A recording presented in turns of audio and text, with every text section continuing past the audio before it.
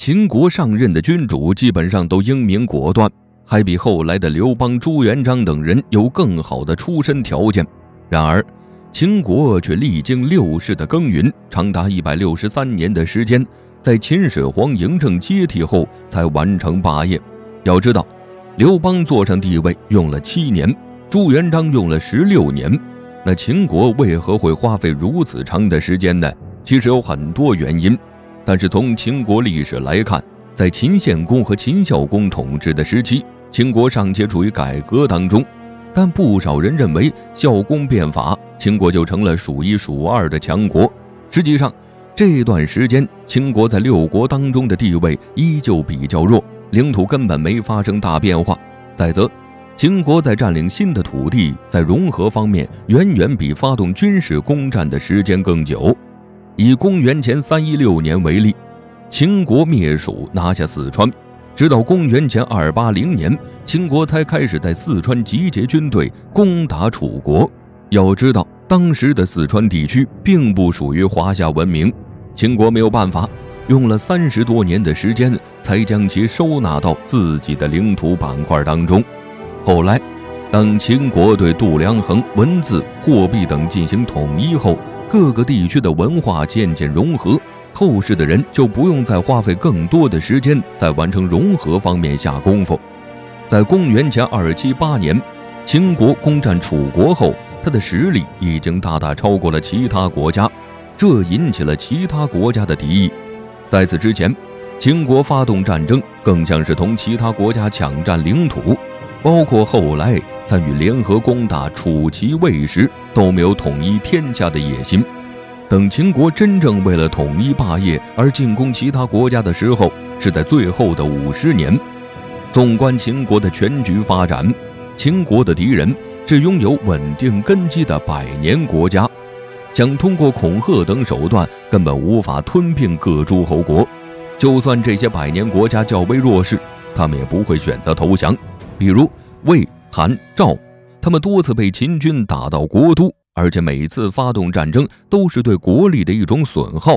秦国自己还打过不少败仗，每次大规模发动战争至少需要好几年，甚至长达数十年的休养，才使得统一霸业进度缓慢。加上秦国在徐徐上升的时候，其他国家也在大刀阔斧的发展，虽说有往后衰败的，但同样有不断增强的，这使得秦国统一天下就更具有挑战性了，以至于秦国花费了足足163年才完成统一。秦国在163年间是怎么实现统一霸业的呢？一共分为3个阶段。第一阶段，发育期，公元前384年到公元前362年，这是秦献公上位统治时期。他刚上位的时候，秦国可谓步履艰难。为什么这么说呢？秦简公时期，处于强盛期的魏国对秦国发动攻击，导致秦国丢失了河西地带。秦惠公上位以后，想夺回河西，结果失败，同时国内政变尤为频繁。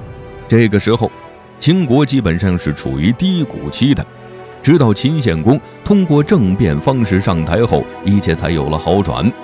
他在制度上推行土地私有制，加强中央集权制度，这为后来秦孝公推行变法起到了积极作用。在秦献公即将死去的最后1年，秦军率军攻入河西，拿下了邵梁，也就是如今的陕西韩城。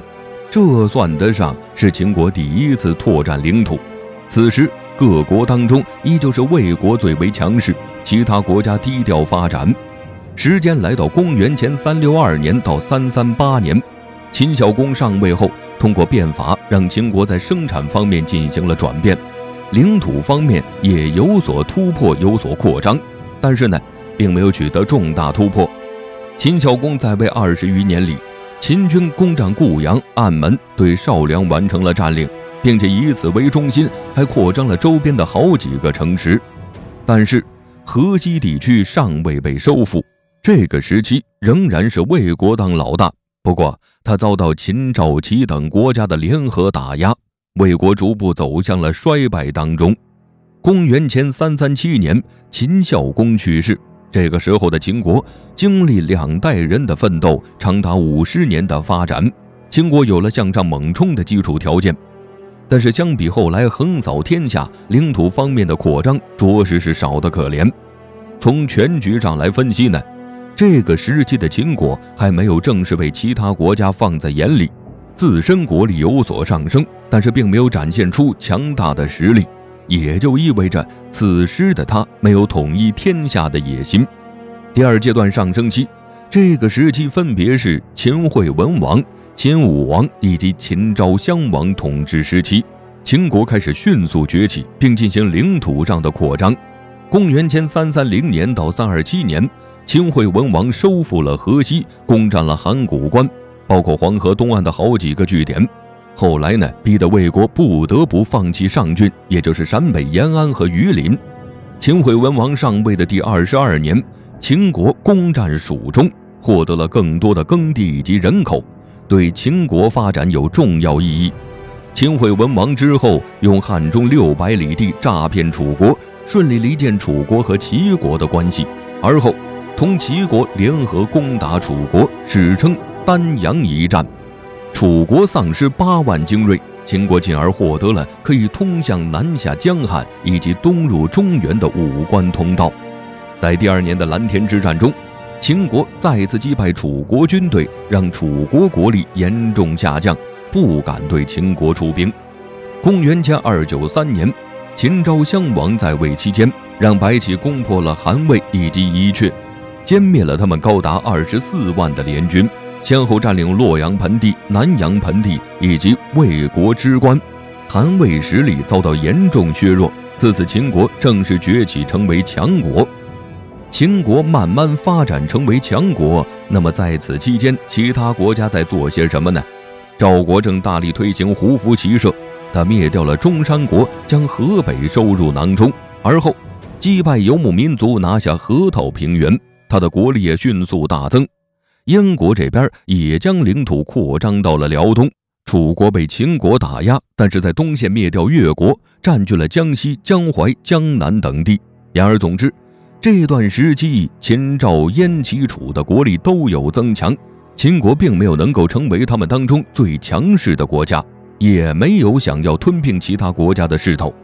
秦国的第3阶段成熟期，公元前280年，也就是秦昭襄王上位的第27年，他开始了第1次灭国的谋划。在这一年中，司马错从蜀中进攻楚国，将重庆、湘西等地收入囊中，逼得楚国被迫用上庸之地换回湘西。而后的第2年，秦军没有给楚国喘息的机会，进而占领襄阳、宜昌等地。公元前278年，白起率领大军攻占楚国郢都，楚国迁都到陈地收敛起来。而秦国呢，在这次战斗后，领土得到扩张，已经超越了其他国家，有了吞并天下的势头。10年后，范雎出现，他提出的远交近攻，让秦国正式开启一统天下的霸业。秦军开始从河东和洛阳盆地不断攻打中原各国，虽然没能占领大面积的土地，但这也导致各国国力不断下降。比如韩魏2国在秦国打击下走向衰败之路。秦国接下来的目标是6国当中实力强盛的赵国。秦昭襄王曾2次进攻赵国，结果呢以失败告终。秦国没有灰心，在而后的第6年到第9年再次出击。经历长平之战后，赵国40万大军毁于一旦，秦国则拿下上党，但损失惨重。当秦军进攻赵都邯郸的时候，其他国家联合起来攻打秦军，这导致秦国丢失上党以及河东地区，还损失了30余万精兵。但赵国也被削弱的彻底，再也没有强国的底蕴。庄襄王上位后的第2年，他攻打魏国，收复河东地区，随后的几年攻打赵国，占领太原，攻打韩国，再次占领上党。魏国信陵君知道秦国恐怕要一统天下，联合5国伐秦至函谷关。时间来到公元前241年，赵国号召5国伐秦，并成功攻入关中。秦军奋勇拼杀，才将联军击退。而后的数十年间，秦军再次对赵国发动攻击。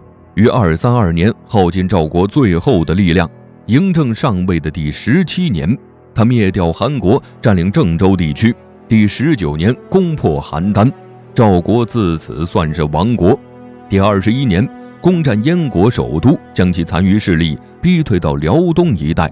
而后的几年，嬴政灭掉魏、楚、齐，在公元221年实现秦国统一霸业。历经163年6世的耕耘，秦国最终成就霸业，其中的艰难险阻可谓是不小，尤其是被其他国家联合起来攻打。最严重的时候，秦国首都咸阳都险些被敌国端走，然而秦国还是取得了最终的胜利，完成了一次历史性的壮举。它的强大让人难以想象，它的统一也为后世有野心和抱负的人指引了前行的方向。